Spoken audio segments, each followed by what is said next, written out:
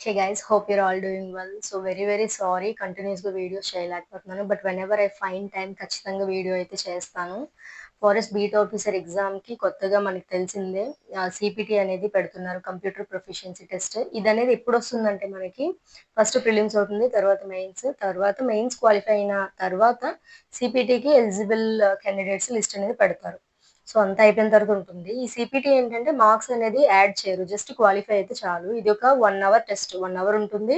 100 మార్క్స్‌కి. 100 మార్క్స్‌లో SC, ST క్యాండిడేట్స్‌కి 30 marks వస్తే క్వాలిఫై అయినట్టు. బీసీ క్యాండిడేట్స్‌కి 35 రావాలి. అండ్ ఓసీ క్యాండిడేట్స్‌కి 40 రావాలి. So just qualifying. మార్క్స్ అనేది అందులో యాడ్ చేయరు. ఇదేంటంటే ఈ 100 మార్క్స్‌కి వీళ్ళు పార్ట్ ఏ, పార్ట్ బి అని ఉంటుంది. పార్ట్ ఏలో ఏంటంటే ఆబ్జెక్టివ్ టైప్ ఎంసీక్యూస్ ఉంటాయి. పార్ట్ ఏలో 20% ఆఫ్ ది టోటల్ మార్క్స్ అంటే 20 మార్కులకి ఎంసీక్యూస్ అనేది ఉంటుంది. దాని యొక్క సిలబస్ చూసుకుంటే పార్ట్ ఏలో చాలా బేసిక్ ఇన్ఫర్మేషన్ అబౌట్ కంప్యూటర్ గురించి అడుగుతారు. కంప్యూటర్ సాఫ్ట్వేర్ టైప్స్ గురించి అడుగుతారు. విండోస్ ఆపరేటింగ్ సిస్టమ్స్ గురించి అడుగుతారు.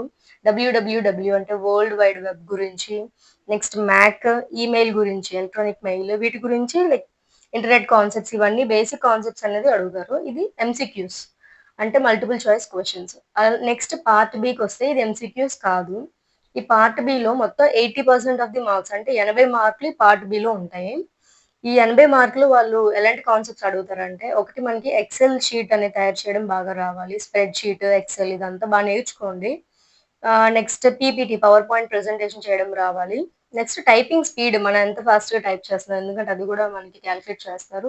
ఇది కాకుండా లైక్ డిఫరెంట్ క్యారెక్టర్స్‌ని ఇన్సర్ట్ చేయడం, ఆర్డర్ చేయడం, ఇలాంటి డిఫరెంట్ టైప్స్ అనేది ఉంటుంది. ఇది ఎంసీక్యూస్ కాదు పార్ట్ బి.